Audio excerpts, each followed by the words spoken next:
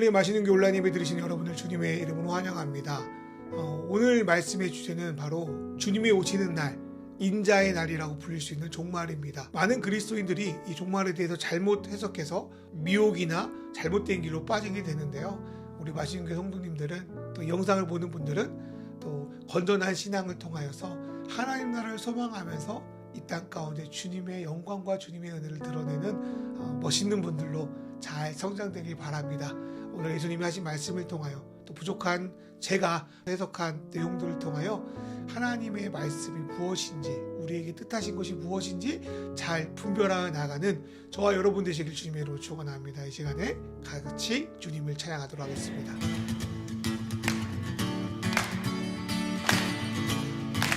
우리 다 하는 찬양, 하늘 위에 주님밖에. 하늘 위에 주님밖에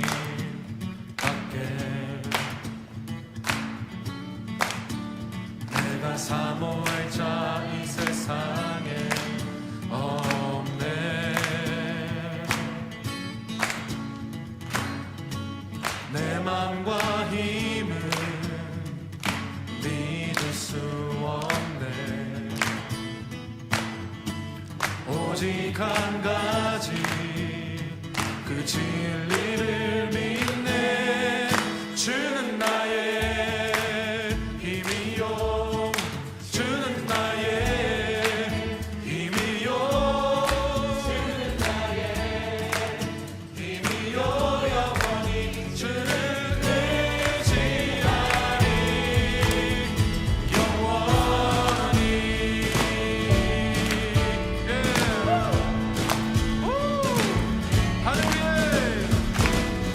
하늘 위에 주님밖에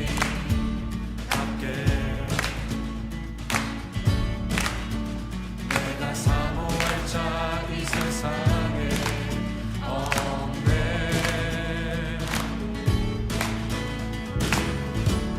내 맘과 힘은 믿을 수 없네. 하지만 오직 한 가지 그 진리를 믿네. 주는 나의 힘이요, 주는 나의 힘이요, 주는 나의 힘이요. 영원히 주를 주는 나의 힘이요, 주는 나의 힘이요, 주는 나의 힘이요, 주는 나의 힘이요. 영원히 주를 의지하리. 영원히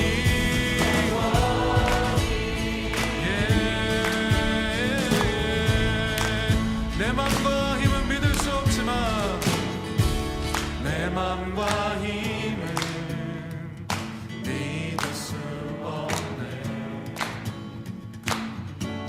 오직 한 가지 그 진리. 우리 다시 한번. 내 맘과 힘은 믿을 수 없지만 내 맘과 힘은 믿을 수 없네. 오직 한 가지 그 진리를. 주는 나의 힘이요, 주는 나의 힘이요, 주는 나의 힘이요, 주는 나의 힘이요. 영원히 주를 의지하리.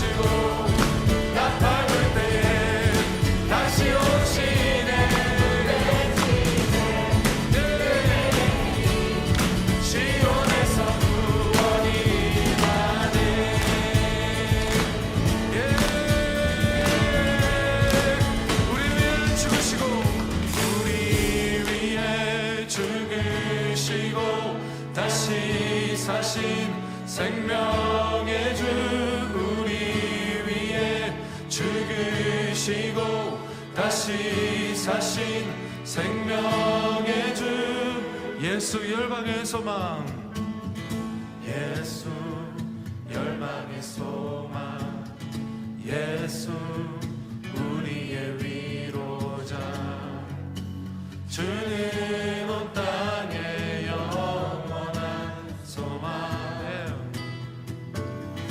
예수 어둠 속의 빛 예수 변함없는 진리 주는 온 땅의 빛이 되시네 우리 위에 죽으시고 다시 사신 우리 위에 죽으시고 다시 사신 생명의 주 주님만이 소망이요 변함없는 반석이라 주님만이 온 세상을 주시네 또 죽음에서 부활하신 우리 구주 평강의 왕 주를 믿는 모든 자의 소망 되신 주를 믿네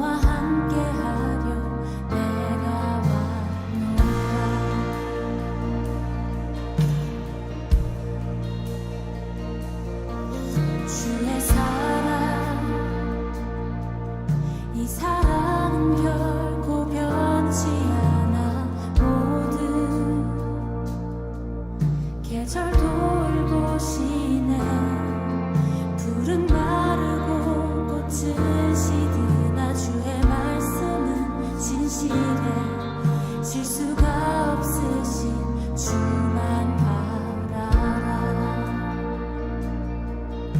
다 함께 찬양합니다. 주님의 나라와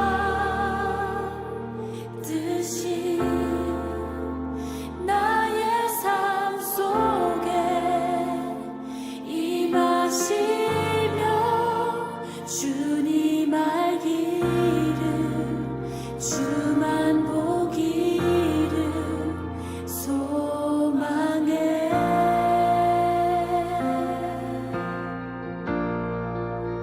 거룩히 살아갈 힘과 두려움 없는 믿음 주신 나의 하나님 완전한 사랑 찬양해.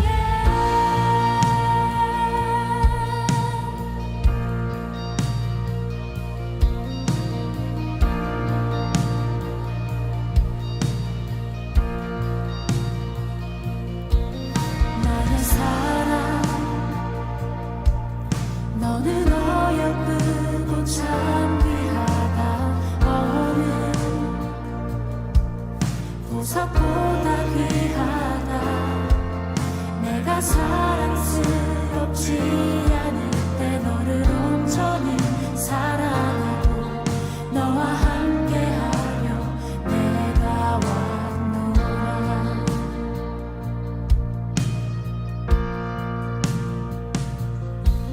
주의 사랑 이 사랑은 결코 변치 않아 모든 계절 돌고 시네 푸른 마르고 꽃은 시드나 주의 말씀은 진실해 실수가 없으신 주만 바라라. 주님의 나라와 뜻이 나의 삶 속에 임하시며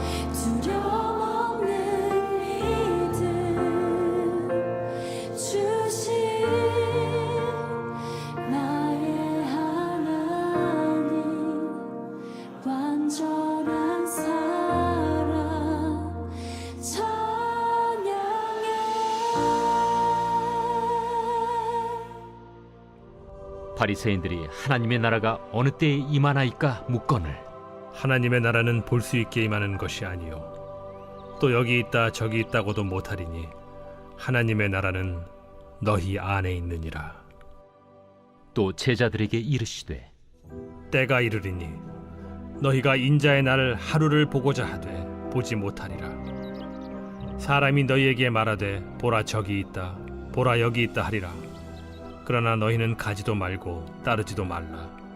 번개가 하늘 아래 이쪽에서 번쩍이어 하늘 아래 저쪽까지 비침같이 인자도 자기 날에 그러하리라.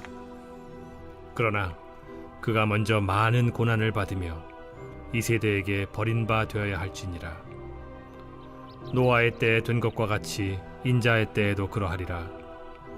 노아가 방주에 들어가던 날까지 사람들이 먹고 마시고 장가들고 시집가더니 홍수가 나서 그들을 다 멸망시켰으며 또 롯의 때와 같으리니 사람들이 먹고 마시고 사고 팔고 심고 집을 짓더니 롯이 소돔에서 나가던 날에 하늘로부터 불과 유황이 비오듯 하여 그들을 멸망시켰느니라. 인자가 나타나는 날에도 이러하리라. 그날에 만일 사람이 지붕 위에 있고 그의 세간이 그 집 안에 있으면 그것을 가지러 내려가지 말 것이요 밭에 있는 자도 그와 같이 뒤로 돌이키지 말 것이니라. 롯의 철을 기억하라. 무릇 자기 목숨을 보존하고자 하는 자는 잃을 것이요 잃는 자는 살리리라. 내가 너희에게 이르노니 그 밤에 둘이 한 자리에 누워 있음에 하나는 데려감을 얻고 하나는 버려둠을 당할 것이요 두 여자가 함께 맷돌을 갈고 있음에 하나는 데려감을 얻고 하나는 버려둠을 당할 것이니라. 주여 어디 오니이까? 주검이 있는 곳에는 독수리가 모이느니라. 예전부터 지금까지 관심을 끄는 주제 중에 하나가 바로 종말입니다. 드라마나 영화로도 수많은 종말의 주제가 다루어지고 있습니다. 또한 과학자들도 운석 충돌이나 기후 변화들을 들어서 제6차 대멸종이 언젠가는 일어날 수 있는 일이라고 말하고 있습니다. 문제는 이 종말을 가지고 많은 이들을 현혹시키고 두렵게 하여 자신의 사욕을 채우는 사이비 이단들입니다. 많은 경우 이들은 기독교적 배경을 갖고 있기 때문에 이런 것들을 볼 때마다 마음이 착잡하고 괴롭습니다. 오늘 본문의 말씀은 예수님께서 하나님 나라가 시작되는 날, 다른 말로 인자의 날에 어떤 일이 일어날지에 대해서 말씀하시는 내용입니다. 오늘 말씀을 통해서 예수님이 말씀하신 종말이 어떤 의미인지, 또 그날에 대해서 어떻게 우리가 바라봐야 하는지에 대해서 조금이나마 좀 알게 되는 시간이 되기를 주님의 이름으로 소망합니다. 오늘 말씀은 바리새인들이 예수님께 하나님 나라가 언제 오는지 묻는 것으로 시작됩니다. 유대인들에게 하나님 나라는 바벨론에 의해 멸망당한 다윗의 왕국이 다윗의 자손 메시아를 통하여 다시 세워지는 때를 의미했습니다. 그날이 되면 하나님은 메시아를 통하여 이 땅에 온전하신 하나님의 통치를 다시 세워 나갈 것입니다. 우리가 다니엘과 이사야서 같은 그 선지서의 말씀을 보면 이러한 기대와 소망이 두드러지게 기록되어 있다는 것을 알 수 있습니다. 하나님의 통치가 일어나면 무슨 일이 일어날까요? 많은 것들이 있겠지만 오늘 말씀에서 강조하시는 것은 이 땅에 대한, 또 이 땅에 거하는 사람들에 대한 평가와 심판입니다. 심판이라고 하면 좀 두렵게 느껴지니까 평가라는 표현이 더 좋을 것 같습니다. 어느 기업의 주인이 직원들에게 일을 맡기고 오랫동안 자리를 비웠다고 합시다. 그 주인이 돌아와서 가장 먼저 하는 일이 무엇일까요? 회사를 점검하는 거 아닌가요? 그동안 직원들이 자신의 뜻대로 성실하게 일을 했는지, 아니면 주인의 것으로 함부로 횡령하고 잘못되게 회사를 운영하고 있었는지를 판단하고 평가하는 것이 가장 급선무일 것입니다. 하나님도 마찬가지라는 것입니다. 하나님은 자신의 지으신 이 세계를 우리 인간들에게 맡기셨습니다. 인간이 범죄한 이후에도 하나님은 인간에게 자신의 땅을 맡길 권리를 회수하지 않으셨습니다. 그리고 그냥 내버려 두셨습니다. 그래서 인간들은 하나님께 받은 것이 마치 자신인 것인 양 사용하고 자신보다 약한 이들에게 주인 행세하고 그들을 겁박하고 착취하며 살아갑니다. 이것이 성경에서 지금의 세계를 설명하는 방식입니다. 그러나 오랜 시간이 지난 후에 하나님이 다시 돌아오시는 인자의 날에 그분이 가장 먼저 하실 일은 바로 인간들이 주신 것들을 어떻게 관리하고 있었는지에 대한 정확한 평가이십니다. 그래서 예수님이 하나님 나라에 대해서 말하는 내용 중 상당수가 돈이나 땅을 맡긴 주인과 그것을 운영하는 종 혹은 청지기에 대한 비유로 가득 차 있습니다. 그 당시 바리새인들 역시 하나님 나라가 오기를 기다리고 있었습니다. 그리고 그 나라가 올 때 자신들이 하나님의 평가에 합당한 자가 되도록 열심히 율법을 만들고 나름 성실하게 지켜냅니다. 그러면서 자신들이 말하는 방식대로 살지 않는 이들을 가리켜서 하나님 나라가 올 때 모두 멸망할 죄인이라고 조롱하고 경멸했습니다. 그런 이들이 예수님께 하나님 나라가 언제 오냐고 물어보는 것은 자신들은 하나님 나라에 들어가기 합당하다는 그런 자부심이 은연중에 들어가 있었습니다. 또한 바리새인들은 하나님 나라가 임할 때 어떤 특별한 표징이 있을 거라고 믿었습니다. 그것은 그 옛날 자신의 선조들이 그랬던 것처럼 이방 나라의 압제에서 벗어나 완벽한 독립을 이루는 것이었습니다. 그렇게 바리새인들은 아무리 예수님께서 병을 고치고 귀신을 쫓아내면서 자신이 메시아라는 것들을 아무리 들음에도 불구하고 애써 무시하고 계속 예수님께 표징을 구했던 것입니다. 이에 대해서 예수님 바리새인들에게 뭐라고 말씀하십니까? 첫 번째로 하나님 나라는 볼 수 있게 임하는 것이 아니라고 답변하십니다. 이 말씀의 뜻이 무엇일까요? 이것은 너희 눈에 보기 좋은 대로 너희 생각대로 하나님 나라가 오는 것이 아니라는 것입니다.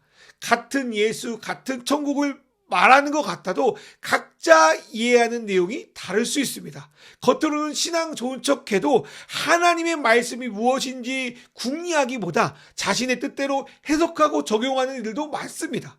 바리새인들은 하나님 나라와 메시아의 오심을 간절히 기다렸습니다. 그러나 하나님은 이들이 원하고 바라는 방식으로 하나님 나라를 이 땅에 오게 하지 않으셨습니다.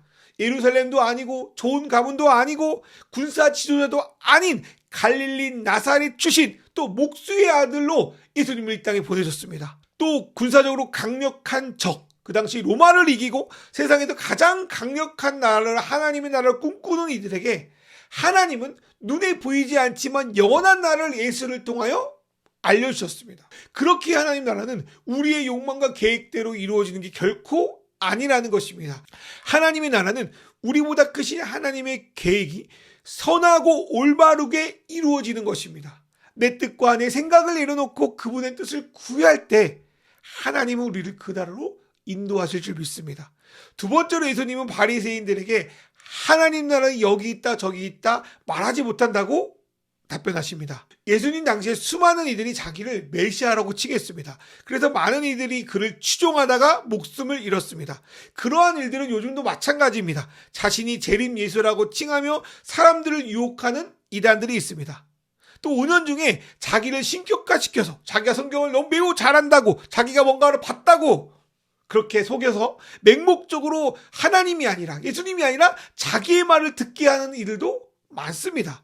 그래서 계속 예수 그리스도를 통하여 계시한 하나님의 진리 말고 다른 비법, 다른 진리가 있다고 우리를 유혹합니다. 하지만 예수님은 이미 우리 가운데에 있습니다. 우리가 손 닿을 만큼 가까이 우리 옆에 계십니다. 예수님을 통하여 이미 그 나라는 시작되었고 그분을 주로 부르는 우리 가운데 여전히 살아계시고 우리의 예배를 받아주십니다. 그러나 바리새인들은 하나님의 나라를 이루러 오신 예수님이 자기 눈앞에 있음에도 불구하고 손탈거리에 있음에도 불구하고 그분을 인정하지 않습니다. 어쩌면 교회를 다니고 신앙생활을 하고 있다는 우리에게도 이런 모습이 있는지 뒤돌아봐야 될 줄 믿습니다. 예수가 생명이고 그분만이 진리라고 말은 하면서 다른 비법들을 찾아 이리저리 헤매이고 있는 사람들이 얼마나 많습니까? 사랑하는 마시는 교회 성도 여러분, 우리는 예수님이 어떤 분이신지 그분이 전하고자 하신 하나님 나라의 복음이 무엇인지 계속 배우고 묵상하며 살아내는 사람들이 되기를 주님의 이름으로 축원합니다. 그런 다음에 예수님은 바리새인이 아니라 제자들을 향하여 하나님 나라에 대한 말씀을 하십니다. 이것은 평소 비유를 말씀하실 때 청중들에게 비유로 말씀하시고 이후 비유에 대한 해석을 제자들에게 하시는 것과 매우 유사합니다. 그렇다면 제자들에게 하시는 말씀은 무엇입니까? 하나님 나라가 오기 전에 인자이신 예수님과 그 예수님을 따르는 제자들이 겪는 고난에 대해서 말씀하시는 겁니다. 예수님이 전하시는 하나님 나라의 복음은 이미와 아직의 긴장 상태에 놓여 있습니다. 하나님 나라는 예수 그리스도와 함께 이미 임했으며 성령의 인도함 받는 그분의 제자들을 통하여 지금까지 세워지고 있습니다. 그러나 이 복음이 아직 온 세대와 온 열방에 전해지지 않았기 때문에 하나님의 온전한 통치는 아직 이루어지지 않았습니다. 그렇게 하나님 나라를 맛본 제자들은 이 땅에 살면서 하나님 나라를 이루신 그분을 직접 목격하는 놀라운 영광을 누렸지만 예수님이 재림하시고 시작되는 온전한 영광의 하루는 보지 못하고 예수를 따르게 받는 여러 가지 시험에 처하게 될 것입니다. 이거는 재림하시기 전 이 땅을 살아간 우리에게도 해당됩니다. 이 기간에는 앞서도 말씀드렸지만 함께 믿는다고 했던 사람들이 하나님 나라가 저기 있다 여기 있다 하면서 비진리로 사람을 속이고 유혹하는 일이 일어날 것입니다. 그러나 이러한 고난과 유혹이 그분이 곧 오시겠다는 경고는 될 수 있지만 지금 당장 주님이 이거 다음에 바로 오신다 뭐 그런 표지는 아닙니다. 주님의 오심은 번개가 하늘 이쪽 끝에서 저쪽 끝까지 비추는 것처럼 우리가 예상하지 못하는 날에 순식간에 이루어질 것입니다. 이 부분을 다른 성경 구절에서는 주님의 날이 도적같이 온다는 것으로 말씀하기도 합니다. 주님의 날이 오기 전 우리는 여러 가지 유혹과 시험을 당하게 될 것입니다. 그러나 주님의 날은 우리가 전혀 예상하지 못한 날에 생각하지 못하는 방식으로 오게 될 겁니다. 예수님의 초림이 그러하셨던 것처럼 말입니다. 이러한 방식에 대해서 하나님은 노아의 때에 일어난 홍수와 소돔과 고모라를 멸했던 일을 통하여 이미 우리에게 보여주셨다고 말씀하십니다. 사람들은 불의를 저지르고 죄악을 저질러도 아무 일도 일어나지 않는 것에 대해서 안심합니다. 그래서 더욱 그 죄악의 강도를 높입니다. 그래서 이들에게 경고의 소리는 현실과 동떨어진 허무맹랑한 소리에 지나지 않고 그래서 이들은 자신의 삶을 제대로 돌이키지 않고 여전히 죄악의 방식을 고수하며 살아가는 것입니다. 이러한 모습도 지금도 마찬가지입니다. 과학기술의 발달은 인간이 신의 영역에 이를 수 있다는 망상에 사로잡히게 만들었습니다. 돈으로 모든 것이 가능한 세상은 하나님이 아닌 돈을 신으로 모시며 이 일을 위하여 수단과 방법, 때로는 자기의 목숨까지도 걸게 됩니다. 이러한 방식의 세상에 누구도 제대로 압박을 가하지 않습니다. 이를 잘 관리해야 될 국가는 돈과 힘에 따라 그것을 눈감을 때가 많고요. 이에 대한 문제를 경고해야 될 종교는 이렇게 사는 이들을 오히려 축복하고 지지해 줍니다. 그러니 이렇게 살아가는 것이 상식이라고 생각하며 그냥 그렇게 살아가는 것입니다. 그러나 주님이 개입하시는 그날에 노아와 롯 시대의 사람들이 받았던 것처럼 이들에게 언젠가는 멸망이 닥치게 될 것입니다. 이러한 때는 우리의 목숨이 다하는 날일 수도 있고요. 노아나 롯의 때 또 예루살렘 성이 멸망하는 것처럼 하나님께서 이 땅의 죄악을 부분적으로 심판하신 때이기도 합니다. 그리고 최종적으로는 주님이 이 땅에 재림하시는 날이기도 합니다. 그날에 하나님은 양과 염소를 나누듯이 하나님 앞에 깨어있는 자들과 잠자는 자들을 나누실 것입니다. 오늘 말씀을 보면 그날 밤 함께 잠을 자는 남자 둘이 있습니다. 그 당시 상황에 비춰보면 이들은 가족이라고 추정할 수 있습니다. 그러나 그분이 오실 때 아무리 가족이라도 어떤 이들은 데려감을 얻고 어떤 이들은 버려둠을 당할 것입니다. 누구도 그것을 막을 수 없을 것입니다. 같이 일하는 사람도 마찬가지입니다. 지금 함께 일하고 있어서 누가 어떤지 구별하기 쉽지 않습니다. 그러나 그날이 오면 진짜 누가 하나님 앞에서 합당한지가 온전히 드러나게 될 것입니다.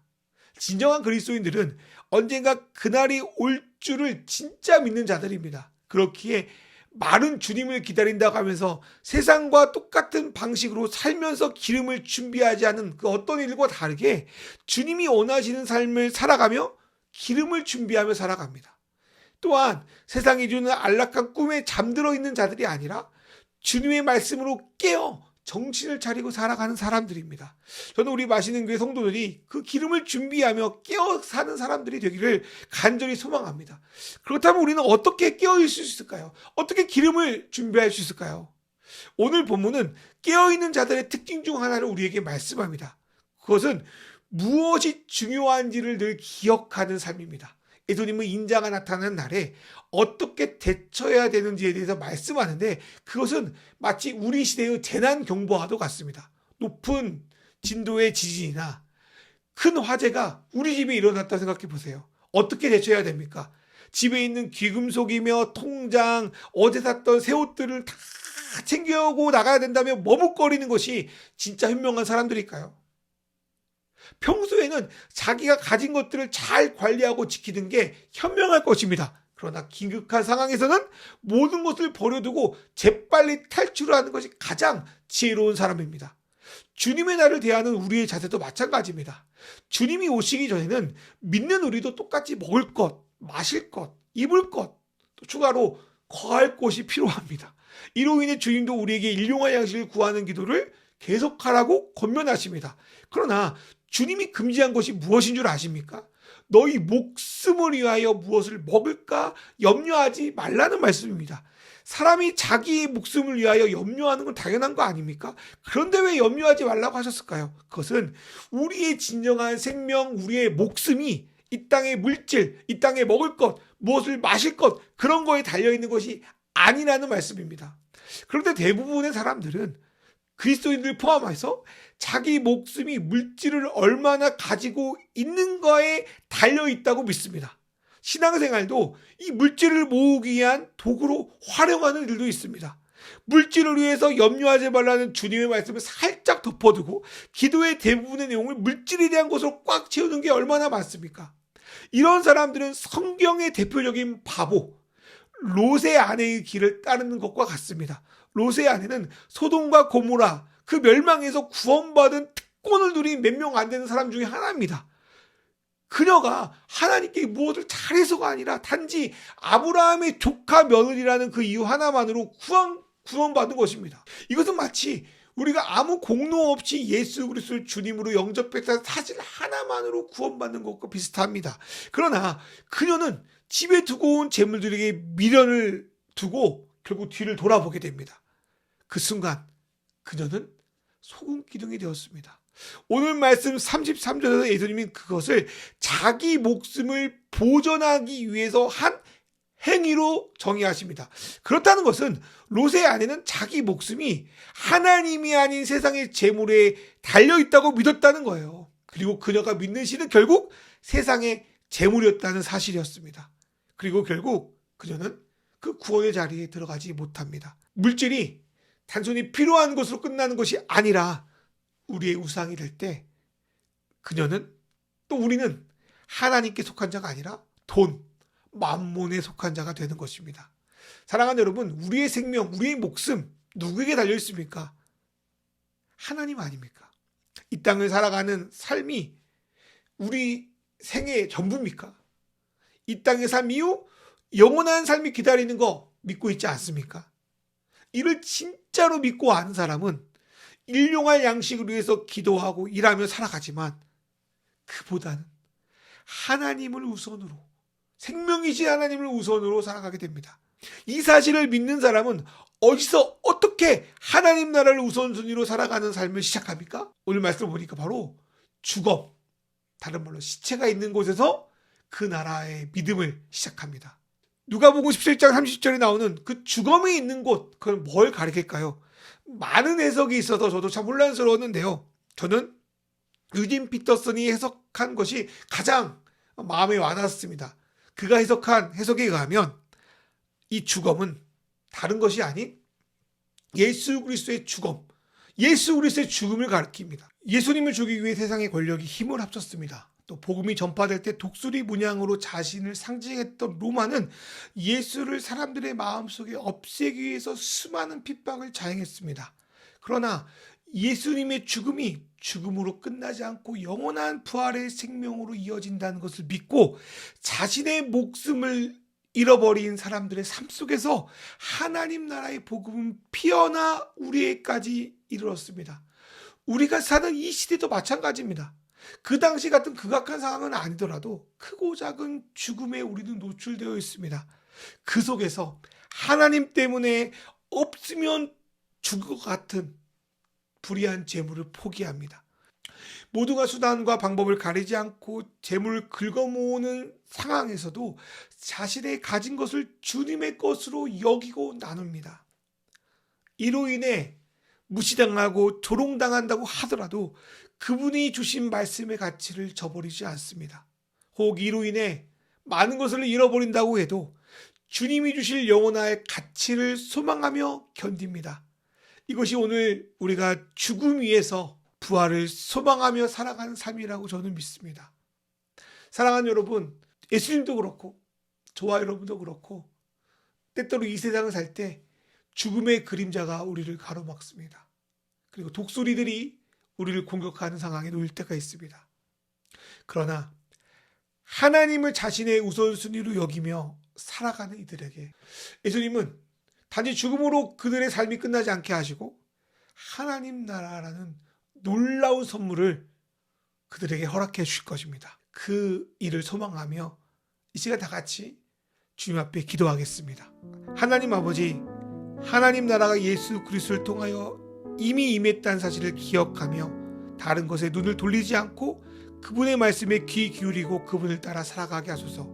인자하신 주님이 고난을 당한 것처럼 주님을 따른 자는 주님으로 인해 겪는 어려움들이 있습니다. 힘들지만 이 모든 과정을 주님의 은혜로 잘 견디게 하여 주소서. 우리의 생명이 세상의 재물이 아닌 주님께 달려있음을 믿고 나아가게 하소서. 보이는 세상보다 보이지 않는 하나님 나라가 훨씬 더 가치 있음을 알게 하소서. 그리하여 하나님 나라의 백성에 합당하게 준비된 삶을 살아가게 하소서. 이 시간 기도하겠습니다.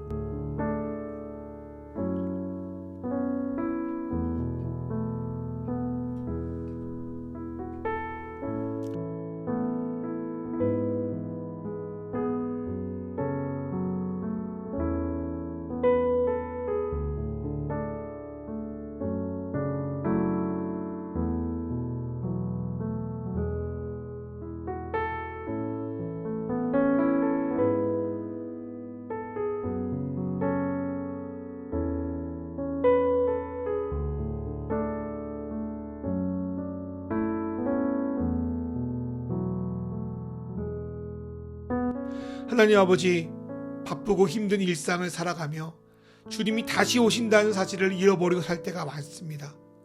우리의 눈에 휘황찬란해 보이는 것들 때문에 지금도 일하신 주님을 놓치기도 합니다.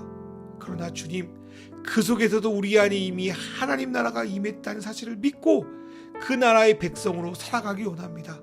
고난과 유혹은 늘 우리를 흔들리고 넘어뜨리려 합니다. 그러나 주님께서 우리를 인도하여 주시고 다시 일으켜 주셔서 세상과 다른 하나님 나라의 백성으로 살게 하여 주시옵소서. 롯의 아내처럼 세상의 것들에게 자신의 목숨이 달려있다고 믿지 않게 하시며 일용할 양식을 위해서 일하며 살지만 그것들에게 내용을 저당 잡히지 않게 하셔서 당신 나라 백성의 존귀함을 지켜내게 하소서. 주님의 은혜 없이는 당신이 우선인 삶을 하루도 살아갈 수 없습니다.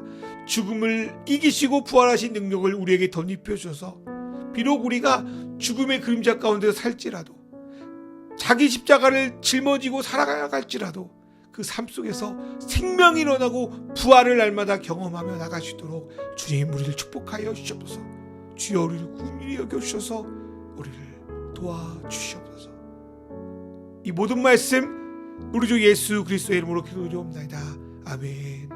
이제는 우리 주 예수 그리스도의 은혜와 하나님 아버지의 놀라우신 사랑과 성령님의 인도하심이 이제 세상의 목숨을 걸지 않고 하나님 나라의 우선순위를 두며 살아갈 줄 믿는 우리 맛있는 교회 성도들의 모든 삶 위에 이제로부터 영원히 함께 하시기를 간절히 축원하옵나이다. 아멘.